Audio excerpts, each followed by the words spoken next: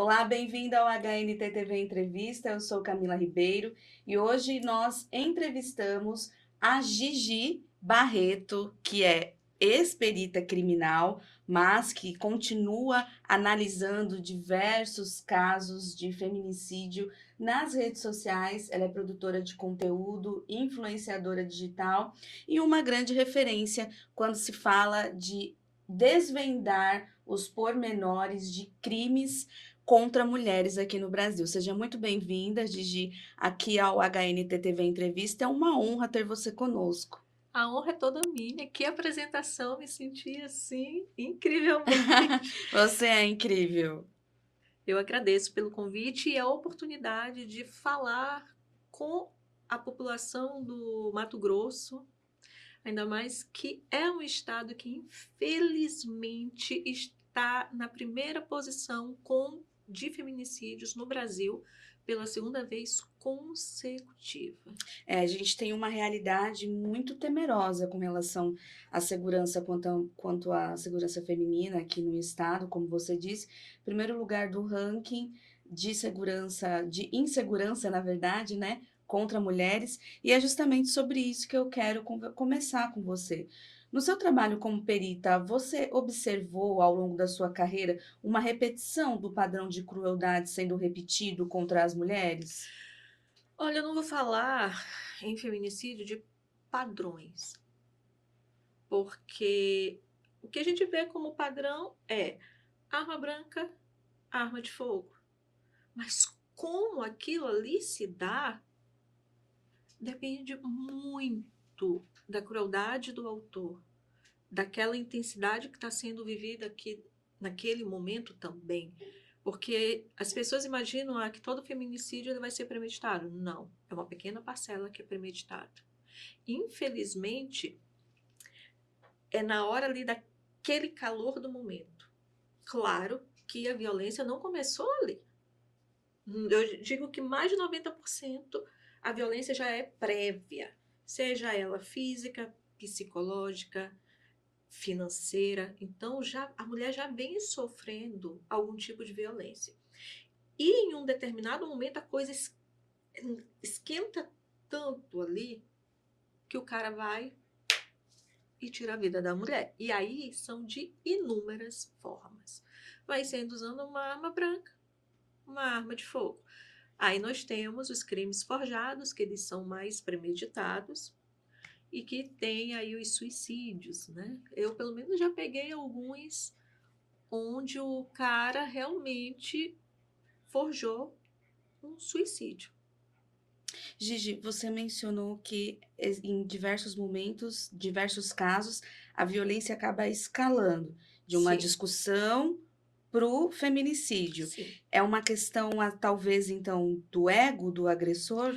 Olha, as motivações, elas não é só uma, né? Não é somente o ego. O que nós temos aqui, o machismo estrutural.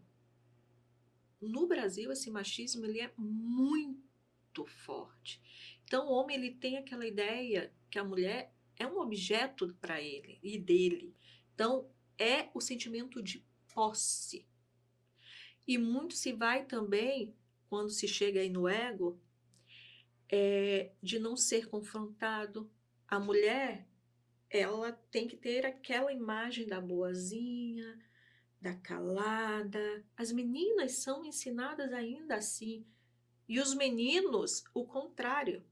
Então, o garoto é ensinado a gritar, a brigar, enquanto a menina ela tem que se calar, ela tem que apenas observar e aceitar o que é imposto a ela. O que a mãe impõe, o que o pai impõe, sem questionamento algum. E se fizer isso, ela é a ovelha negra da família. Nem gosto dessa palavra, né, ovelha negra. Ela é a que destoa. Ela é aquela que tem problemas. É a que cria confusão. Então, está enraizado na educação, na criação da família brasileira. E quando a gente cita o ego, ainda tem aquele problema quando a mulher ela ascende, ela tem ascensão muito maior do que o homem.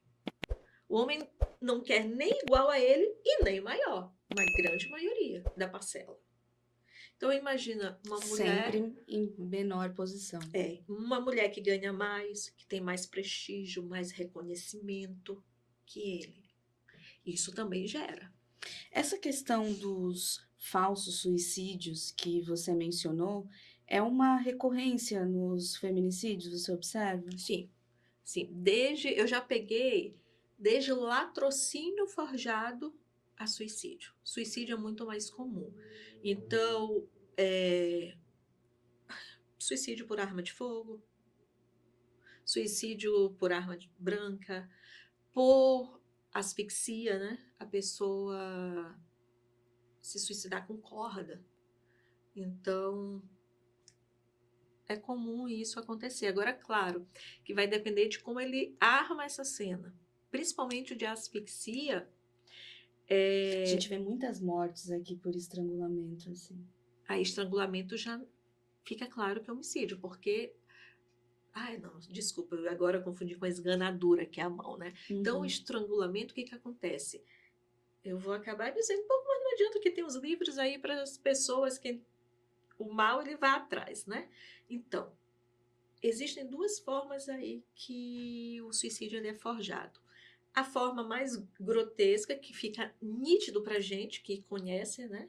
Então, o cara matou antes, ou esganadura, ou pega a corda e puxa com muita força. Então, quando ele faz isso aqui, o nó, ele não vai ficar angular, para cima ou para baixo. Ele vai ficar aqui, longitudinal.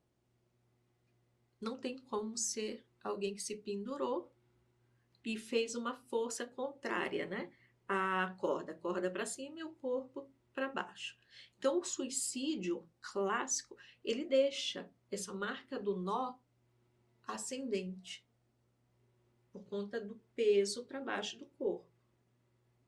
Então, se a pessoa ela foi morta antes por uma esganadura, por um estrangulamento, e depois for colocada, vai se saber, porque vai ter a marca de quando a pessoa apertou. E aí existe a outra forma, que é o cara deixar a mulher desacordada, vai lá, amarra e realmente fica igual a um suicídio clássico. Era isso que eu ia te perguntar. Eu estava aqui quando você falava, imaginando a cena. O criminoso, quando ele consegue forjar essa cena do crime, ele já premeditou, já teve ali toda uma inteligência por trás para planejar.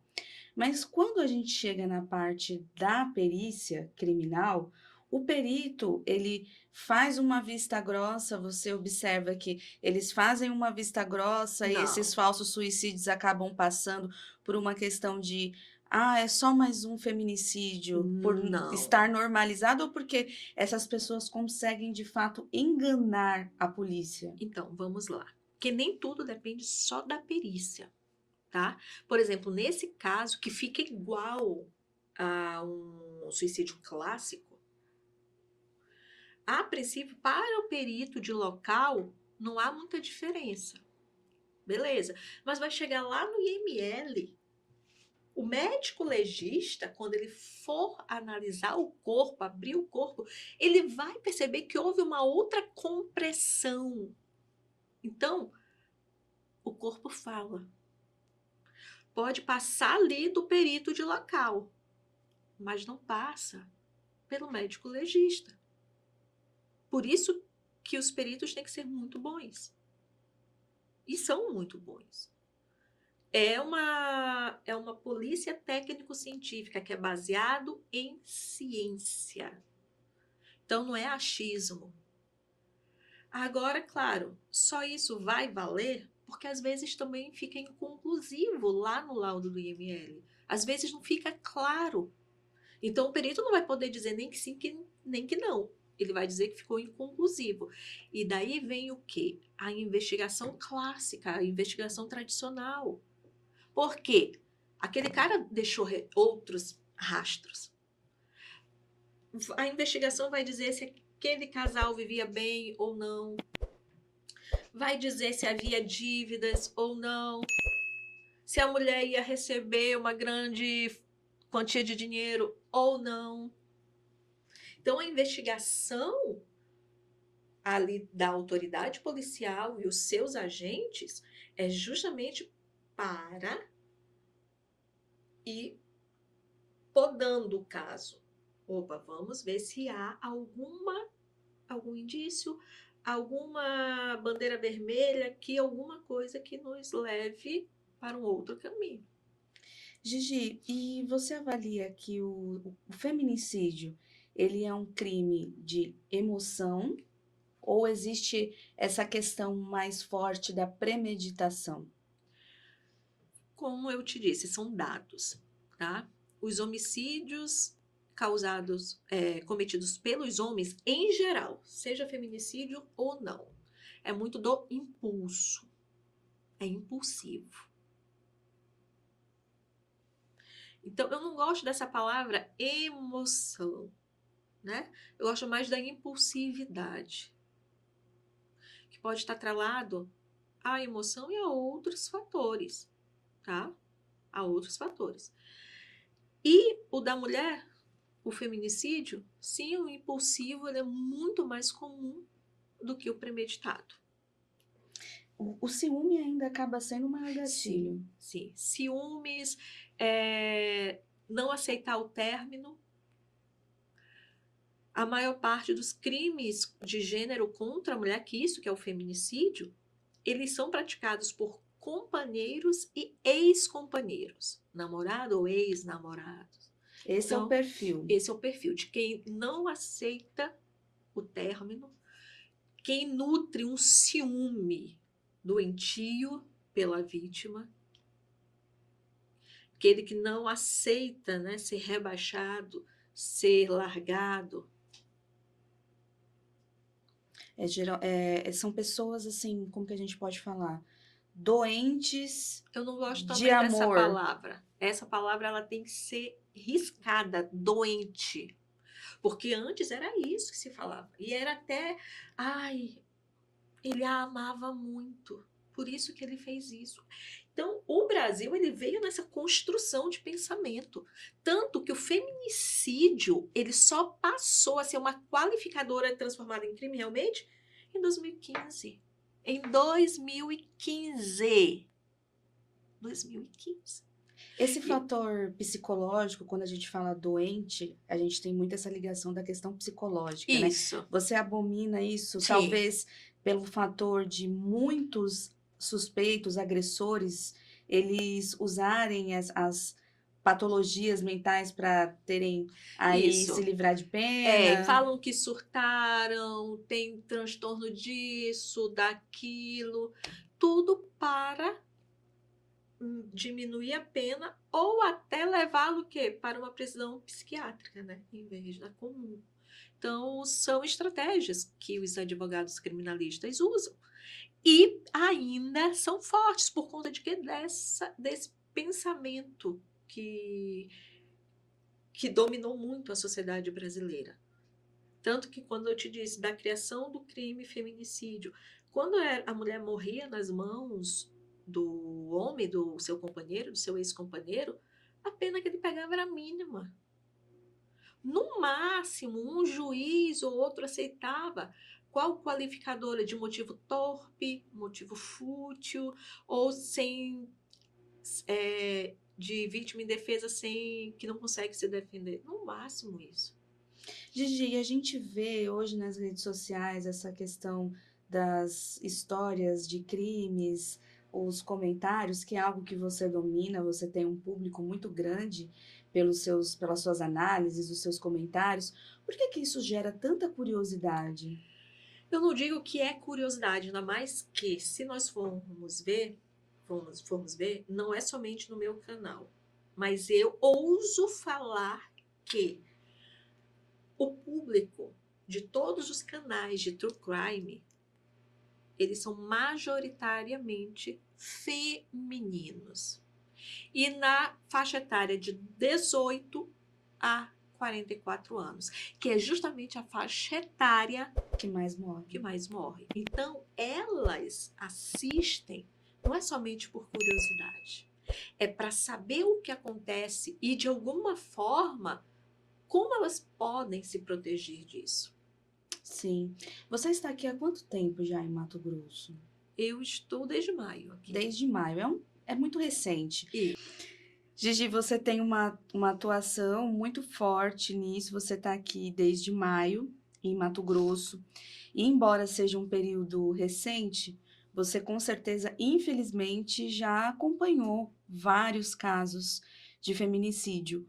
Qual mais te impressionou e o que te chamou a atenção? primeiro, eu tenho visto sim, porque eu, como mulher, preciso saber como é esta cidade. Porque eu, em hipótese alguma, em lugar nenhum, eu baixo a guarda. Então, aqui, eu tenho que entender a dinâmica para me proteger também. Saber como lidar dentro de um carro do Uber. Saber como lidar com homens ao meu redor, infelizmente. E aqui, como já até falei, o índice é altíssimo. E todos os dias acontece alguma coisa, seja um estupro, seja um feminicídio. E o que mais me chamou a atenção, que deve ter dado pano para manga aqui, foi o caso da psicóloga Janaína Santin, de 43 anos, que foi morta pelo seu marido, o Fábio Teixeira, Isso. de 44 anos. E a questão foi aquilo que eu te falei, do forjar a cena de crime. Ele tentou forjar um suicídio com a arma branca, que ela teria disparado Contra si mesmo, né, na cabeça. Então, começou que aí vinha a investigação e a perícia, claro. A cada detalhe que a perícia encontrava, que negava a versão anterior, ele vinha com uma outra versão.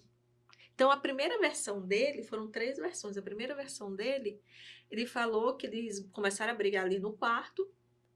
Ela pegou a arma, que ele tem a arma, ele tem CAC, ele é das Forças Armadas também, ex-integrante das Forças Armadas. Tá no nome dele, né, uma Taurus 380. Então, diz que ela teria pego ali e atirado contra ela. Só que ele tinha um ferimento na perna também. Ali, logo de início, ele não explicou aquele ferimento na perna. Mas aí depois, talvez de luta corporal. E aí, o que é o interessante? Opa, a perícia vai fazer, né, a perícia no local. Os projéteis disparados estão na sala. A perna dele está ferida, com lesão de entrada e saída de disparo de arma de fogo. Aí ele foi dizer, né, que aí eles estavam brigando no quarto, foi para a sala e ali teve, né, ela atirou, tal. Aí depois ele veio com a outra versão que ele estava sentado. Ele colocou a arma do lado, né? Abaixou a cabeça a orar. Ele foi orar pela situação. Nossa, totalmente dissimulado. Ele foi orar, Deus, Pátria e Família. Foi orar por aquela situação. Aí a mulher veio e conseguiu pegar a arma que estava do lado dele. Ele não sentiu em momento nenhum. Ele não percebeu em momento nenhum. Aí ela pegou, voltou para uma distância de 2, 3 metros, atirou nele, na perna, deu outros tiros, né, pela sala. Só que aí vem novamente a perícia. O perito do local percebeu o quê? Primeiro, a lesão na perna dele. A lesão na perna dele foi da direita para a esquerda. Ela não estava de frente para ele? Como que ela ia atirar da direita para a esquerda? Na perna esquerda dele. E ele é destro. Então, olha só, já é uma linha de raciocínio. Mas o que a perícia encontrou? Um disparo atrás dela. E aí não tem como atirar nas próprias costas, né? Não. Atrás, na parede atrás, perdão. Sim. na parede atrás. Ok, ela pode ter virado ali e deu algum disparo? Pode, pode. Mas já é um indício ali para outra linha de raciocínio, dele ter atirado. E para completar, se a pessoa vai se matar, a distância, no máximo, é de curta distância a encostado. Eu não vou ter distância média ou longa. E quando é curta distância ou encostado, existem sinais típicos. Então, a explosão que vai acontecer ali é muito próxima, a explosão do cartucho, da pólvora. Então, vai deixar uma zona de esfumaçamento, que a gente chama, que é tudo mais escuro aqui do lado. A própria lesão ela é mais forte, até porque a gente tem aqui uma caixa craniana, né? Então, Estoura, né, fica Gigi? muito feio. Então, assim, não foi a média, não foi a curta e tiro encostado, não tinham os sinais. Então, mais um elemento que corrobora, deixa mais forte a linha investigativa de que ele matou a esposa e forjou a cena do crime. Agora, o que seria muito bom seria fazer o teste de pólvora, né? Esse é um problema aqui em Mato Grosso, a gente não tem, né? Não Nós tem. estávamos conversando nos bastidores sobre isso. A Polícia Civil não tem esse Não tem. equipamento. Não tem. Não tem porque não sabemos, né? É um aparelho caro, mas o que acontece na maior parte dos estados brasileiros é a perícia ela não gere os seus recursos. Eles mandam os projetos, se ganha muito dinheiro pela perícia, mas o dinheiro não chega para ser gasto com o que deve ser gasto. E também ainda há uma cultura muito forte dentro das polícias civis, que é de não apoiar a perícia científica, a polícia científica, a perícia criminal. Por quê? Porque é cultural lá, né? Então a autoridade policial era aquela pessoa que sempre estava no centro, né? O investigador. Entendeu? Ele é o dono da investigação. E aí surge um personagem novo na polícia que detém o rumo da investigação. Ele pode ir contra ou ratificar a linha trazida pela autoridade policial. Então aí há um conflito aí, vamos dizer, né? Há um choque ainda. E nisso gera poucos recursos realmente para a polícia científica. Não se vê como necessário o que a polícia pede. Acham, às vezes, porque um aparelho desse, o MEV, o microscópio de varredura eletrônico, 500 mil. Então, existem aparelhos necessários que custam 1 milhão. A manutenção é muito cara. E aí acham que tudo é exagero, está se pedindo demais, quer aparecer. E não é. Então, todos esses aparelhos, equipamentos, reagentes, eles fazem a diferença na elucidação de um crime. Gigi, aproveitando que a gente está entrando na questão do trabalho técnico, conta um pouquinho pra gente como que é a rotina de um perito, porque acho que é algo muito romantizado com o próprio cinema. A gente, quando fala de um perito, já vem aquela imagem de um dos, pelo menos para mim, de um dos personagens do CSI. E aquele luminol, né? Todos aqueles outros artifícios que são curiosos e mexem com o nosso imaginário. Sim, o luminol existe, tá? E é muito usado, apesar também que as secretarias de segurança pública, as polícias civis não querem dar dinheiro para ele, tá? Mas eles são importantíssimos. Aqui, alguns casos, a gente sabe que foi utilizado. E até na morte de algumas mortes que tiveram recentes de advogados, tudo isso foi feito o uso do luminol. É importante em casos, por exemplo, que se lava o local. A pessoa acha que vai conseguir limpar com água sanitária, mas não vai. Não limpa. Não limpa. No máximo, assim, usando uma dosagem bem alta, pode dar uma limpada ali, mas sempre vai ficar. Existe um produto específico, mas que vocês nunca vão ouvir nenhum perito falar. Uma questão ética. Porque esse é a gente fala, por exemplo, eu falei da dinâmica, eu falo como eles forjam, porque isso tá aí. Sim. Está aí para todos. O marginal, o bandido, ele vai conseguir essa informação.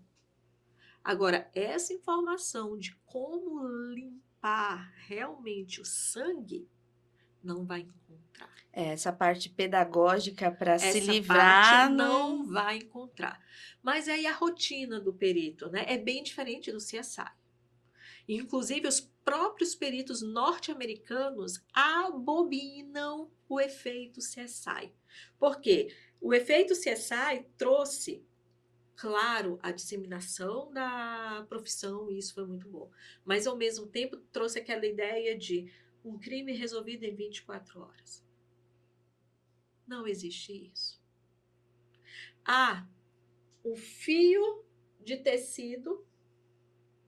Se aqui sai um tecido, encontrar na cena do crime, pelo microscópio, normalmente de varredura eletrônica, vai me mostrar as fibras em detalhes e eu vou conseguir diferenciar essa fibra de camisas. Não vai ter uma camisa igual com essa fibra. Mentira. Não existe isso. Tá? Então, coisas assim. Agora a rotina, e eles sempre estão lá, né? Todos cheirosos, bonitos, arrumados, de paletó. Esquece isso. No Brasil, então, no calor dos infernos. Principalmente aqui em Mato Grosso, que é um sol para cada um. Exatamente. Então, assim, e a Mas rotina é que ela é Hollywood, puxada. né? Hollywood é. E a rotina é puxada. É muito puxada. Na maior parte dos estados, é 24 horas por 72 ou por 48. Então, o perito ele fica o dia inteiro. Existem outros locais, como o Amazonas, que esse 24 horas é dividido. Fica uma equipe pela manhã, de 8 horas a 8 horas da noite, a outra equipe de 8 horas da noite a 8 horas da manhã. Então, é a mesma equipe que se subdivide. Então, assim, e os casos do Brasil são inúmeros. Enquanto, por exemplo, em Miami, que é um estado, é uma cidade perigosa da Flórida, não chega a 40 homicídios ao ano. Enquanto um perito no Brasil, nas capitais, 40 é o que se faz por perito em um mês. É de 20 a 40 casos por mês. Então, bota isso aí vezes 12. E aí nós temos dois tipos de rotina. Nós temos o plantonista e nós temos o... Como é que se dá o nome? O diurno, né? O servidor normal que a gente tem, que são 8 horas de trabalho ou 6 horas seguidas. O plantonista, aí tem o diurno, tem o noturno, tem aquele que fica direto 24 horas. E aí nós vamos ter os setores, né? Morte violenta, local de crime de morte violenta é plantão. Local de acidente de trânsito é plantão. Engenharia é plantão. Mas aí nós vamos ter a balística, nós vamos ter toxicologia, tem tanto o regime normal quanto o plantão também. E os peritos no Brasil são muito poucos. Nós estamos muito abaixo do que a ONU preconiza. Então, Qual o número? Você sabe mencionar? Olha, não sei. Por exemplo, Amazonas, que nós temos só em Manaus mais de 2 milhões de habitantes, de perito criminal não chega a 300. É bem desproporcional. E isso fora o que acontece, os crimes do interior. Ainda mais o Amazonas, que são interiores longínquos. E extremamente precisa chegar de avião. Difíceis de serem acessados. Aqui nós temos também muitos pontos que são difíceis de acessar, por questão de estradas ou comunidades que são Mas, ribeirinhas mesmo. mas eu acredito que aqui já os concursos já são para lotações interior. Não, mas aqui a gente tem mesmo, inclusive recentemente teve uma nomeação de servidores para a Politec e houve essa incrementação dos agentes da Politec, não só da própria Polícia Civil, Como da para estarem científica. na rua, como também da Polícia No Científica. caso PM, policial militar que fica na rua, civil não. Não, mas houve um incremento da Polícia Civil dos investigadores. Ah, tá. Porque tem as equipes que vão para a Sim. rua, que são os investigadores, né? Houve Sim. esse incremento do Que pessoal bom. que está no efetivo. Muito bom. Essa parte da polícia aqui em Mato Grosso, o nosso governador Mauro Mendes, ele tem uma preocupação muito grande com a segurança pública. Eu não conheço como você que atuou, que é a sua profissão, mas como repórter eu avalio. Isso pode até cortar, tá, Madu? Mas não precisa deixar não. Mas como repórter, Gigi, a gente vê recorrentemente diversos anúncios. Agora, inclusive, teve uma entrega de armamento muito grande. Teve um concurso recente que ele está chamando de forma paulatina os E vai ter policiais outro, militares. já vai ser em junho de 2026, já vai ser anunciado outro. É claro que o nosso estado é muito grande, são 142 cidades. Existem gargalos e o próprio governador ele reconhece isso. Mas eu, como vinda de uma pessoa lá de São Paulo, de uma cidade extremamente violenta, Itaquaquecetuba, um IDH péssimo e com um índice de violência altíssimo, onde o PCC é, de fato, quem manda na É o cidade. PCC. E eu vi, assim, uma falta de estrutura muito grande. E eu observo como que os policiais daqui são mais assistidos do que na minha região, que eu posso falar de lá, que é o que eu A via começar lá. pelo salário. O salário daqui é muito bom. Sim. É o terceiro, acredito, melhor do país. A Terceiro ou gente quarto. recebeu o delegado da DHPP, a delegada adjunto, Nilson Farias, e ele estava comentando sobre isso, que o salário aqui é bem É atrativo, bem atrativo comparado a a outros estados. Então, Amazonas é bom, Mato Grosso é bom, Paraná, se eu não me engano, Rio Grande do Sul. Tendo em vista, Gigi, essa importância dos peritos para desvendar os crimes, como você, de tudo que você já avaliou, tem algum caso que foi muito importante, determinante o seu trabalho para entender que era um feminicídio, talvez não fosse um suicídio, e trazer esse sentimento de justiça às famílias? Sim, inclusive foi o derradeiro, né, que eu atuei no local de crime, que teve uma repercussão muito grande, o tribunal do júri foi forte e o réu foi condenado a 27 anos e meio. Foi a maior pena para feminicídio no Amazonas. Antes era 12 anos, 12 e meio. Então, assim, foi um caso que eu cheguei no local como sendo suicídio. Mas é aquilo, eu nunca vou acreditando no que a fonia fala. Então, eu tenho que estar alerta, muita atenção na cena do crime.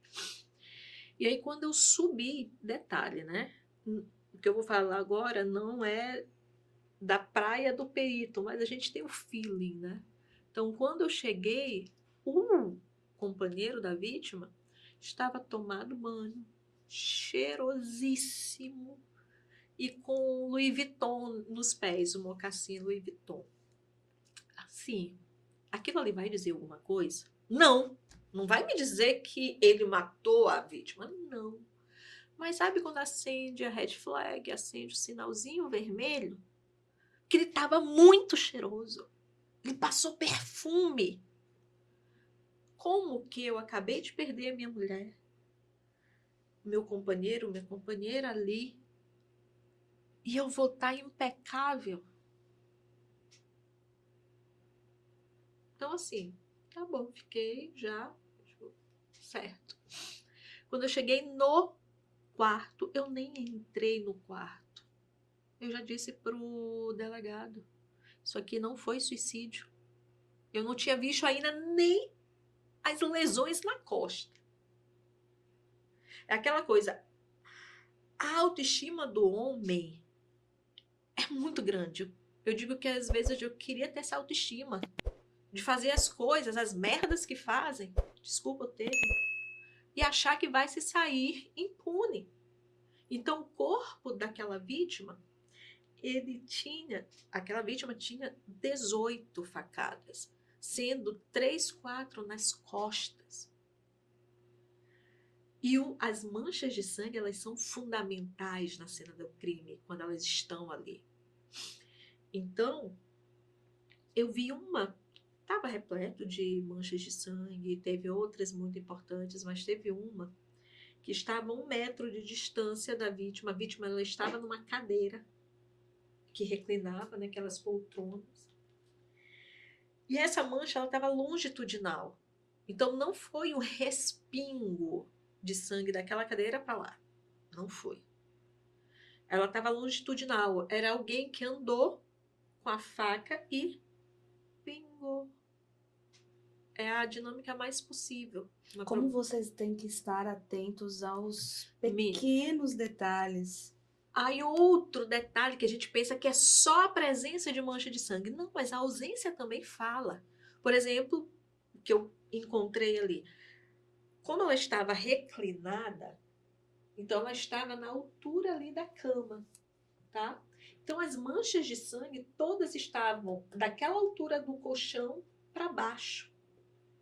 Então eu tinha lá os respingos de sangue, né? Os sangues que são espirrados. E aquilo ali me deu a direção dos movimentos, me mostrou que a vítima foi colocada naquela posição. Ela não foi golpeada estando com a cadeira em 90 graus, 60 graus, não. Foi de 180 graus para baixo. Então era essa a posição. Então isso tudo me diz. E aí, ela se suicidou. O marido ficava dizendo, né? Então dizia que não tinha ninguém ali para desferir os golpes. Aí eu percebi o quê? Que do lado esquerdo dela existia ali um espaço que não tinha uma gota de sangue. Estava tudo ali ao redor.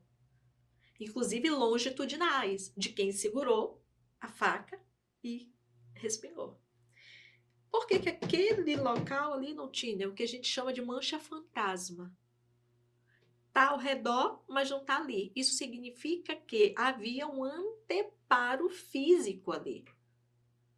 Uma pessoa. Houve um esgorjamento, quase uma decapitação. E a gente encontrou ali, eu estava sozinha na cena, o que a gente chama de espuma de cogumelo. É uma espuma que ela fica naquele formato de cogumelo. Ela é originada principalmente em casos de asfixias, de afogamento. Então a pessoa ali está se asfixiando. O primeiro sopro, o último sopro dela, aí vem aquela espuma. Então ela estava sendo asfixiada. E atacada ao Quando mesmo foi tempo. cortada a garganta, não tinha como o último suspiro vir para cima. Então veio para onde? Para a traqueia que foi cortada. Ficou preso na garganta. Não, a traqueia foi cortada, então... Saiu para fora isso. Do corpo. Então isso me mostrou o quê? Que ela foi morta, ela teve esse corte profundo ainda viva. E qual a importância disso? Do modo cruel, vem a qualificadora sem possibilidade de defesa. Então aumenta a pena. E aí depois teve uma secção, né, uma quase secção do punho esquerdo. E aí o que a gente busca saber, foi feita com ela viva ou com ela morta? Foi feita com ela morta. O tecido mostra isso. Até no local de crime, que é a perinecropsia, a necropsia, quando abre o corpo, o perito de local vai fazer a perinecropsia. Vai ver as lesões externas. Então, ali dava para eu ver que não houve sangramento, que é normal quando a vítima está viva. Então, ali o tecido era típico de quando o corte é feito com a pessoa morta. Então, alguém fez depois para forjar a cena de suicídio. Você deve ter visto tantas imagens assim aterrorizantes de terror mesmo. Sim. Como que você consegue se regular depois disso? Tirar isso da cabeça para que você não sofra? Então, eu digo que eu cometi um dos erros mais grotescos. O perito, eu digo que ele tem 3 alternativas: encarar aquilo que ele está vendo e trabalhar aquilo, negar aquilo que ele está vendo, saiu dali, esqueceu, acabou, e o terceiro, endoidar. Isso a gente vê que você não endoidou. Não. Mas o que acontece? Eu anulava aquilo quando eu saía do local, quando eu acabava de fazer o laudo. Então, assim, fiz aquilo ali, acabou, pronto. Então, eu não busquei ressignificar aquilo, eu não quis enxergar aquela violência extrema de cara. Então, não sei se eu fiz certo, se eu fiz errado, não sou psicóloga, mas eu acredito que aquilo ali pesou para mim. Pesou ainda mais quando era criança. Mas graças a Deus, eu orei assim a Deus e disse: Pai, quero mais pegar caso com criança, eu não aguento. Deixou de vir. Graças a Deus deixou de vir. Acho que no 2º ou 3º ano. A partir desse, não tive mais ocorrência com criança. Crime com criança é uma coisa que gera uma indignação sem tamanho dentro do nosso Sim. coração. Porque são pessoas extremamente indefesas. Teve um assim que marcou. Eu não consegui dormir. Eu fechava o olho, vinha a cena. Foi uma mãe, era periferia, a casa de madeira, o teto de PVC. Não, a casa era de cimento, mas o teto de PVC, ali as divisórias de madeira. E aí a mãe, as 2 crianças, uma de 4, 3, a outra de 2, moravam com o avô e a mãe. O avô saiu porque ele ia para aquelas coisas de dançar, né? Ele gostava de ir aquelas festas e tal, ele saiu. E a mãe saiu para comprar drogas e deixou as crianças trancadas. No Amazonas, eu creio que em várias partes do Brasil, se faz muito o que a gente chama de gato, que é a ligação ilegal de energia elétrica. E também se usa muitos aparelhos em um mesmo Benjamin, né? E foi o que aconteceu. Tava a geladeira, tinha mais alguma coisa ligada lá e o ventilador. Deu curto-circuito. E como ali tinha muita madeira dentro, guarda-roupa, umas coisas, e o fogo, o teto de PVC, o fogo se alastrou muito rápido. E aí as crianças, elas não conseguiram sair. Aí a cena que eu encontrei quando eu cheguei, foram as 2 abraçadas num canto da casa. Abraçadinhas. Carbonizadas. O corpo fica como um carvão, né? Extremamente duro. Carbonizado. Carbonizado. Aquilo ali ficou na minha mente de uma forma de tipo, cara, isso é pesado demais. Aquilo ali mexeu comigo. A gente teve um caso que também me marcou aqui de uma criança que estava cuidando do irmão, a mãe tinha saído para resolver alguma coisa ali que ela considerava rápida, que não precisava levar as crianças. E era um menino, acho que de 6, 7 anos, e um bebê. E ele, assustado, saiu, mas não conseguiu salvar o irmãozinho. Caramba. Então ele chorava assim, sem consolo, porque ele não tinha conseguido salvar o irmãozinho e ele estava se culpando, como se a responsabilidade de dar a segurança fosse dele. E vai levar isso para a vida, se não for trabalhado.